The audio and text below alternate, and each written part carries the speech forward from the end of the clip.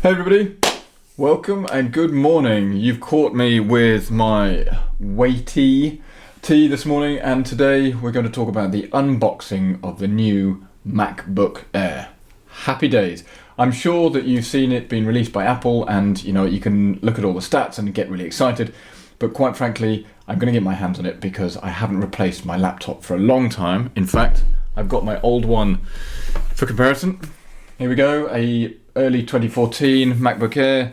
Obviously got the obligatory stickers on it. I thought I was in the media industry. Yeah, I wasn't. I just wanted to look really cool. But let's see how this compares to the new MacBook. So the first thing to note is this is how it comes. Obviously relatively standard cardboard box, you'd think. As with all things Apple, you have a strip down this side which allows you to open it without needing to use scissors. Brilliant. Even the stuff that they don't directly manufacture, they make sure looks really good. So first impressions, everything works really well. So you open it, it lifts up, and as with all things, I'll just put that down to one side. As with all things Apple, it looks absolutely beautiful. Look at this, polythene around the outside, very crisp edges. I'm a very happy and lucky young man. Again, you'll see it comes with an indicator that this is how you open it. So let's just have a look, and all of a sudden we can now get into the MacBook without needing scissors. I do have a pair here, but remember, safety first, first aid last. So right, let's just discard that. First impressions, it's like buying a big iPhone. It's just so nice. It's very well put together, and this is even the box.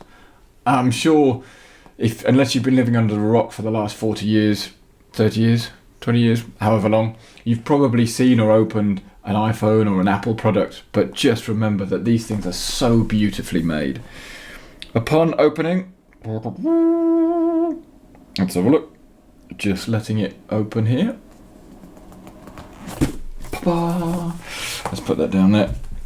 And we get to see the computer for the first time. So what do we get in the box? Funnily enough, MacBook Air, beautiful. God, it even smells new. Although I'm not sure whether that's a weird thing to do, but let's just put that to one side. What else have we got? So in the box you'll see there's a charging cable. This is USB-C, so the adapter will be slightly different from previous days. And we've got the design by Apple in California. We'll have a look at that for the warranty, but we've got the plug and plug. So the adapter and the plug, you know what I mean. This is brilliant. This is much smaller than in previous days and gives you the functionality of being able to change the pins if you were to travel. Happy days, we'll be using that one in due course. So again, like a nice long cable, very nicely put together. I mean, look at this. This is just how a cable comes. If you'd ordered, I guess, any other arbitrary PC, it would come with a cable and it'd be wrapped up in some crappy little plastic metal thing.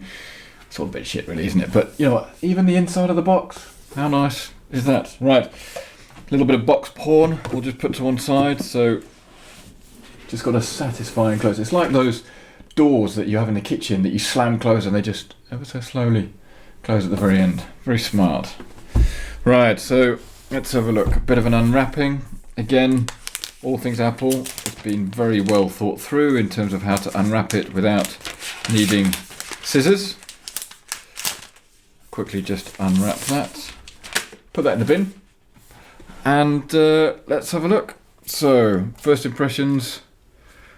Oh, look at that. Protective sheet. Did you hear that? Opened up straight away. Didn't even touch anything. So, as you can probably see now, it's beginning to boot up. I might have a quick sip of my kettlebell tea.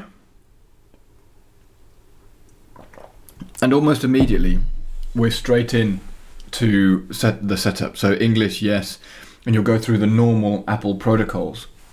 One thing that is to note is, it is solid state, so it does start up ever so quickly. And to be quite honest, that's really quite impressive opening it out from the box.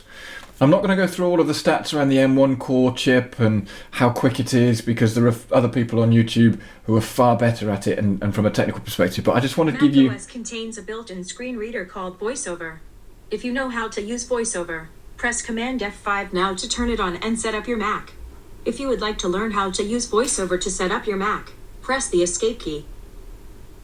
How about that? We can actually ask the Mac to help set it up. So, yeah, what I wanted to do is say, you know, how does this compare to the previous MacBook Air? Let's put the T out the way. So, this is the 2020 MacBook Air and this is the 2014 mid. So, actually, how does it look from a profile? You can probably see there's a slight difference. One is slightly longer, but that's because this is the old school 11-inch and this is the 13-inch that comes as standard. From a keyboard perspective, oh my word, my laptop is incredibly dirty. How about that? From a keyboard perspective, you'll see that they're actually reasonably similar, although the layout is slightly larger on the new one because it is a 13-inch rather than an 11-inch. But outside of that, you've got the speakers down the left-hand side on the new one, and obviously a much better and more insightful and good-looking screen. So, you know what, they probably weigh about the same, which is interesting, bearing in mind one's 11 and one's 13-inch. But the initial signs are, let's close that one up, that this is going to be an absolute cracker. What do I want you to take away? Well, why did I buy the MacBook Air when, especially there's the Pro and all the other variations? For me, I have an iMac, which is actually sat behind this non-Apple screen. Bit of an error, isn't it? Anyway, so I've got an iMac and I wanted something that I was portable to carry around. Yes, I know the MacBooks and the Pros have been really good in days gone by and they are super bits of kit, but I just wanted something that was far lighter and easier to carry around. And to be quite honest, having had a MacBook and an Air in the past, I just love the Air. The symmetry, the slimline, just the experience is great. What you'll also realise is that you get a cheaper entry point. It goes without saying that Apple charge a premium for the products, but if you think about it over the course of a cost per use, so I don't know what my previous one cost. Let's just say it cost £800 back in 2014, and you split that over the next 8 years, then that's basically £100 a year for use or purchasing of a laptop. Now, you can probably tell I'm a bit of an accountant, so you'd want to work it out on that cost per use over that period of time, but conversely, if a laptop lasts 6, 8, 10 years, is it worth the investment up front, which is probably more than you would get from a standard Microsoft or non-Apple laptop? I think so. The other thing to bear in mind is it just the warranty and the guarantees are really good. Apple service is really good, but it comes down to personal preference. I just wanted an Air because it was easier to carry around and slimline, and it's what I'm used to. The MacBooks are brilliant bits of kit and I'm hugely impressed, especially with the new M1 chip, but it's really focused on being a desktop in the palm of your hands, and I don't really need a massive laptop in the palm of my hands because I have my iMac for when I'm at home. You know, in the days gone by, Macs were targeted at those individuals in the media industry, so you could be editing and recording software and GarageBand and all those incredibly memory intensive software bits of kit, but these days a MacBook Air for me is absolutely perfect. What do I really use it for? I'm obviously going to edit this video on the MacBook Air, but also I want it to travel. I want to word process because I'm currently writing a book. I want to be able to surf the net. I want to be able to look at photos. I want to be able to edit photos. I want to be able to do everything like that, but use it as a portability piece for when I'm out and about. So that's it. You know, I don't really have much more to say other than I think you should get one. Obviously, only if you can afford it. This obviously isn't financial advice, but as a first impression and an unboxing, it's a beautiful bit of kit, and I will give a bit of a review in due course. Couple things to note. Only 2 USB-C slots compared to what do we have here? We've got the Maglite charger, which was brilliant, USB headphone port, and 2 USB and a lightning port. So they've gone down in terms of connectivity, but then you can get those hubs and plug it in from there. So I'm going to go and set this up and make it my new laptop, bring it all up to speed. Might not put the stickers on immediately, but there we go.